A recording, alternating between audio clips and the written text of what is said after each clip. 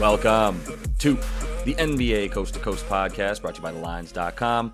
Coming to you from the West Coast, Josh Lander, joined as always by Nate Weitzer on the East Coast.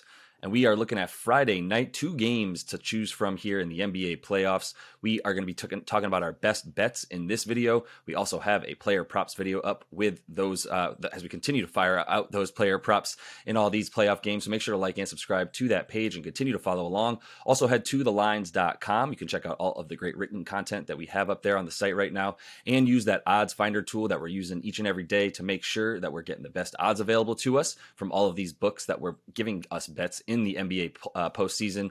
I'm going to run through real quick, Nate, just a little bit how we did actually a couple nights ago. Now we're recording this on the 4th, so talking about May the 3rd actually here, where the Celtics and 76ers squared off in game 2. The 76ers forgot to show up. The Celtics were fantastic on offense. We got plenty of best bets right there, did really well. A couple of the parlays that we were trying to get there with the player performance doubles and such did not come through. Tatum had an incredibly weird game with 7 points and 7 rebounds, despite this team winning by nearly 40 points, which was wild. So a weird game, man. We'll move on from that one. I think we've got some good stuff to talk about in this one between the game 3 of this matchup, as well as game 3 between Phoenix and Denver, back in Phoenix sans Chris Paul. But let's go ahead and jump right into your first best bet for the night on Friday.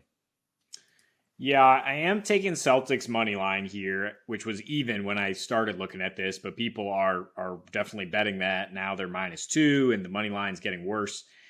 I was going to put also a half unit on Celtics to win by under 10 points.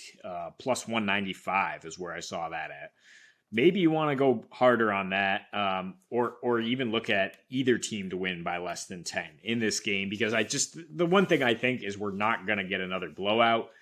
That was clearly a weird game, as Josh said, in terms of Philly both kind of throwing it away, but also playing Embiid so they could kind of get used to playing with him again, so he could kind of get a little bit of rhythm, a little bit of conditioning, and the Celtics just being like, I don't care what you're doing, we got to win this game. And it's really a Celtics team that doesn't really bring it unless they're presented with a challenge, I think. I mean, I forgot to mention before game 2, when we knew Embiid was going to be out, that Grandy, the Celtics play-by-play guy on the radio, was like, here's a list of the times the Celtics have played a team without their star, and they lost every single one of those games, including by 20 points half the time. So yeah, they obviously lapsed. I mean, I'm referring to game 1, I guess, when Embiid was out. Obviously lapsed there with him back in there. I mean, with or without him, they weren't letting James Harden go off on them again like that. No way, no how. And then it's really just about the offense. The Celtics really are, when you look at Tatum having his lowest total of the game and they score 121, they really are an all-star team. That's why there's no excuses. That's why it does kind of fall on Missoula if things aren't going right, because it's they have so much talent, man, and all they really have to do is get the right actions, make a few extra passes, is attack both in and out. And even though Embiid was able to protect the rim, they were able to just move it around, and his presence kind of was in some ways a positive for them, because it forced them to shoot more threes, which is where they are at their best. They're at their best when they don't turn the ball over either. They're now 18-5 this season. When committing less than 10, they only had 6, and then they're turning Philly over because the spacing is kind of awkward with Embiid back in there at times. These whole playoffs, they're averaging 11 turnovers to 19.5 assists. Are the Sixers. That's pretty much what they've done in their last 6 regular season against the Celtics. I mentioned how Brooklyn had scored the highest percentage of points off turnovers when they were facing the Sixers, and getting a high percentage of assisted threes. So it all lines up for the Celtics to play their game and play it well. It's just a question of, the mental toughness, sort of the weird intangibles that you see with this Celtics team, where sometimes they just befuddlingly throw games away. But I don't think this is one of those spots where they're not going to be sharp, and that's mostly because what happens before the game, right? Embiid gets his trophy for MVP. The Sixers crowd is going to be raucous. It's going to feel like a Eastern Conference Finals game, or bigger. It's going to be a crazy atmosphere, and the Celtics should be sharp, and that's why I trust them to win a close one. We're on the same page here. I was talking about this a bit earlier with some guys, where I was talking about, there was a Philly fan that I was in the chat who was talking about how he felt really good about Game 3. And I was just like, man, I don't know how to tell you how much I disagree with you. When you put the Celtics at -1.5, basically a pick 'em against this 76ers team, that tells me what I need to know about how the Celtics are going to come prepared for this game. I hate, as I know you do, well, let me put it this way. I don't care what happens to the Celtics, but if I'm betting on them, I hate it when I see a +10 or -10 in their favor sort of spread because of the lack of sort of, yeah, like you said, mental fortitude, the mental focus, if you will, on the game. And I think it's interesting because a big part of what happened between game 1 and 2 was, in game 1, I'm not going to discredit them for trying to go to the rim the way that they did. They had 62 points in the paint. They were shooting everywhere, either inside of 5 feet or outside of 25 feet, right? Like that was their shot chart. And that caused a lot of turnovers because we talked about how too often guys like Tatum and Brown, even Marcus Smart, just kind of drive into the middle of the lane without a plan. They don't know where they're going. They're just going to look for shooters. And Philly was able to quickly gather that information and use it. But then after they started, standing around 3-point line a bit more with cutters, but still playing a lot more 4 high for the Celtics and keeping the ball moving around the perimeter. And once they start going in, then it was just like a barrage from that point. And credit them for using their bench the way they did. But here's where I'm going to go into my second bet as I segue into, or my first bet as I segue into it, our second, if you will. Boston Philly under 214 right now. It's 3 points less than it was before game 1 when there was a bit more obscurity around whether or not Embiid was playing or how good he would be.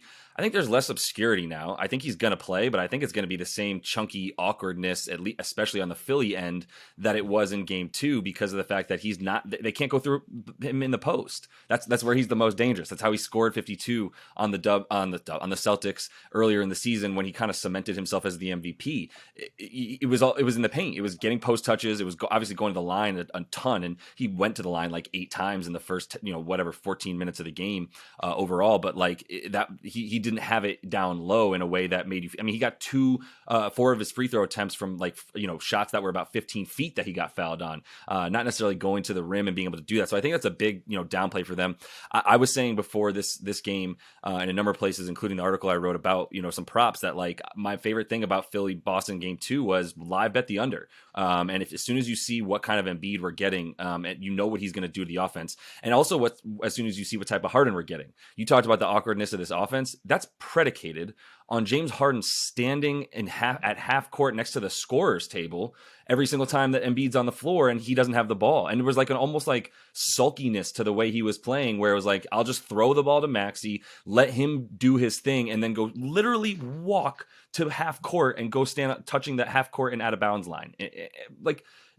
I don't know if he thinks he's helping out by bringing Jaylen Brown out there and being like, well, now Jaylen Brown's not playing defense. It's like, yeah, but now their second best offensive player on your team is a minus to everybody's because you're just impacting the spacing in a way that reminds me of 8th grade basketball. It's bananas. So, all the things we talked about before game 2, I'm just going to briefly repeat for why I like it to go under in game 1. With Joel, the pace just slows down a ton. With Joel in this series, in the last 4 that he's played, the pace is at a 91.88, including last night where when he was in the game, it was at like a 94 pace. Like, congrats. It's still super slow, below 94 for this game as well, in my opinion. The Celtics, they scored way less on the road during the season, 5 points less than at home. In the playoffs, that's different because they were playing the Hawks at home, and that's what the Hawks do, right? And now they're going to play a Philly team at home that does actually play better defense at home, scores a few less, and plays slower. So, like, this is just another great opportunity for this one to go under, in my opinion. And 214 doesn't scare me down from 217 because I hit 214 live twice, including under 210 twice in that game to make up for how freaking awful Al Horford and James Harden were in my props plays. Yeah, Harden gets you again. Look, I disagree about Embiid not necessarily having a good offensive game, but honestly, he could have 40 points and this game could still go under. It's just the gravitational pull he has on the game makes it that different type of tempo. You talked about the pace. It just, he affects the game defensively. It's why we were so big on the over for game 1 with him out, is because guys like Maxey and Harden, are relegated to just hang out on the wing. Tobias just sit in the corner. Maybe you'll get a catch and shoot 3. It's just guys not being involved and Embiid getting his, but that kind of disrupts the entire tempo of the game on both ends, really. And yeah, the Celtics being an under team on the road versus their explosion at home. I do agree, and I agree if it's a close game, you're going to get that under too. So there's definitely some angles to play in terms of I parlaying should that. also add Rob will have to be out there more. You saw him in game 2 have a really nice game. He's should probably get more than the 22 minutes he played in that one because of the fact that Embiid wasn't needed past the middle of the third quarter. He was already pretty much done. So Rob will wasn't really playing too much at that point anyway. Got most of his minutes in the first half. So I think you'll see more of him. And it's interesting. We were actually on the over up until like 15 minutes before recording our podcast before game 2 because that's what Embiid was announced in. And then we were like, all right, pivot to the under, and here's why we go under. So it's another case of that for us. But let's move on to your next pick here. Yeah, no, good point. Rob will. That means, again, the game will be played inside the 3-point arc, which is just math in terms of the over. Yeah, I'm looking at the Suns to come out strong or really for KD and Booker to lead the way. So I'm going to take a KD parlay. KD going down swinging, if you will. 30 plus points, 3 threes, 8 rebounds is plus 395. I think you can also go 2 threes, which he hit in the last game, 2 for 12. And that's about plus 260 if you want to play it a bit safer. He does have 3 threes, I think, in 5 of his last 6 playoff home games. He did go 0 for 4 in one of these with the Suns, but other than that, hit at least 3 threes in the 2 home against the Clips. And look, he shot 10 for 27 in game 2. The Suns played a great defensive game. It seemed like they were going to be able to win it, but they just missed shots that they usually make. In fact, like Second Spectrum tracks KD for shooting 17% worse than he would have shot. And typically, like 2 for 12 is not going to happen from a guy who just hits 50, 40, 90 splits in his sleep. I had talked about Aaron Gordon, the 3 coming into the series. He had averaged 40 a game on 58-52 shooting against him. And in the playoffs at home since he came back from injury, 31.5 points per game, 8.3 rebounds, 2.73. So again, we're right around there where I don't know if you want 2 or 3. He has hoisted 17 in those 3 games with Phoenix is what I'm mentioning. But look at this difference in usage. I mean, he still had 28.5 a game against the Clippers in that series, playing 44 minutes, but 24% usage as he was kind of, deferring. They knew they had that series given the Clippers situation, right? He was just still deferring to Booker, trying to make everybody happy.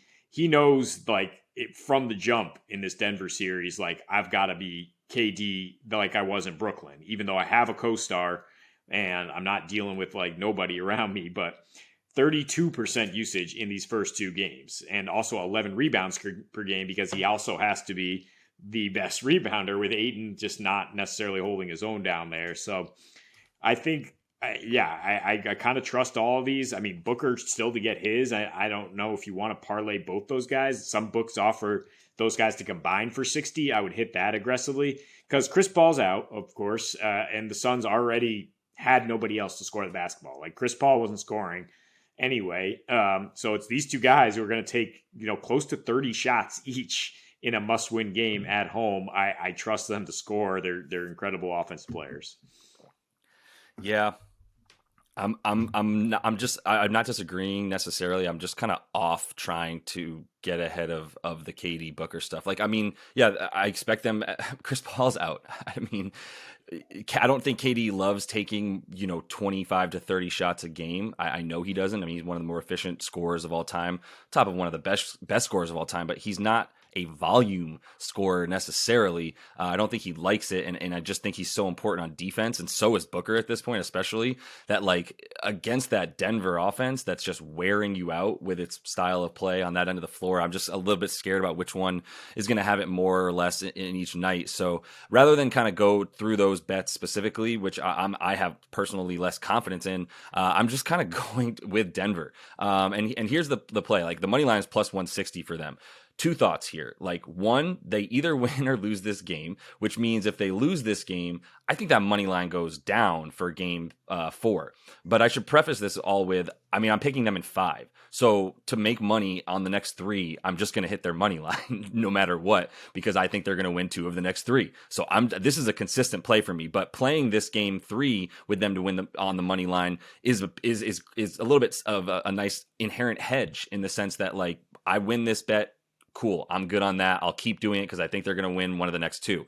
I lose this bet. Fine, I'm just going to keep hitting it. And the plus money that I'm probably still going to get, even though it goes down, still gives me some winnings either way. So I believe in them to win two of the next three, and I'm going to continue to believe in it. CP3's out, man. So, like, sorry, I should also say, like, for this bet, like, I just took a nice little easy Joker to get 12. You could even get Joker to hit 11 boards in this one and parlay that with their money line. And that's like my bet at 12 boards gets you to 215, plus 215. But if you wanted a little bit less, down to about plus 160, or excuse me, plus 185, because him to get 11 boards is so likely, that, like, I still think it's a safe bet, and it jukes up your money line a little bit. Like, he's getting 11 boards. So as far as the overall game and rest of this series in general, man, like, CP3 is not coming back unless there's like a game 6, and I don't think there will be, even if they win one of these, although the sweep is much more alive than it was before CP3's injury in game 2 there. Now we're talking about Campaign, Josh Okogie, Damian Lee, Landry Shamet splitting those CP3 minutes, and they are all at 119 individual defensive ratings or worse in this series and over their last 4. So, like, good luck with that when you've got, 2 great players and 5 very good players on one team. And guys like Bruce Brown coming off the bench, even KCP in the starting lineup, even Christian Brown, like, just seems a little bit more trustworthy than like Josh Okogie right now, or Kogi. And even Damian Lee had some nice games throughout the regular season and has not been it for them in this one. Landry Shamet's been their worst defensive player and has actually the worst net rating for them in these playoffs. The bench points, it's easy to talk about. There was 30 in non-garbage time minutes for the Suns, for the Nuggets over the first 2 games. That's compared to 20 over the first 2 games for the Suns there. And now their bench thins even more. You might have to see more Jock Landale at times if they need to, like, go with size to make up for, CP3's minutes, rather than try to get more, playmaking, since most of the playmaking is going to be either the 2 big dudes in Devin or KD or Campaign out there. And I mean, I know you'll talk about him in player props, but I still don't really trust him unless he's playing against the Los Angeles Clippers, because that's a team he crushes. But Denver's finally bringing the D. I trusted a lot more than what I was seeing earlier. And even when they weren't trying against Minnesota, they still were able to play really great D against them. 102 defensive rating in the last 2. Their offense was dog shit in game 2, Denver, and they still were able to really hold this team because there's just 2 guys that they have to guard, both of whom were playing 44 minutes. I just don't think that's a great recipe for success at this point. Losing CP3 just sort of put the nail in the coffin for me.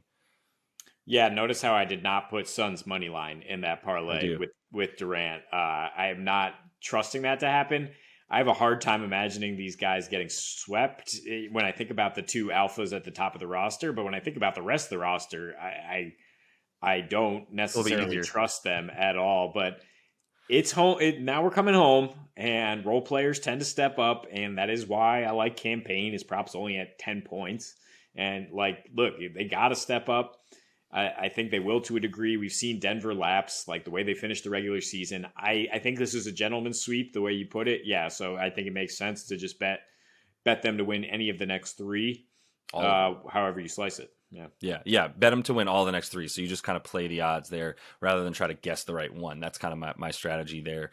So yeah, I think we're on the same page, and I think it's interesting because it's narrative over narrative over logic here, and the logic sort of defies the narrative, even if part of that narrative is the team coming home down 2-0 wins because they're fighting for their lives. The team that's down 2-0 is going to come through and not the team that's up 2-0 is going to let up a bit, but like I think just overall talent and the way basketball is played, especially by Denver, is going to prevail in this one. So that's all the time we have for you in our best bets video. Make sure to like and subscribe to that page. You can also check out the play up props we got for you. And until we see you next, happy betting.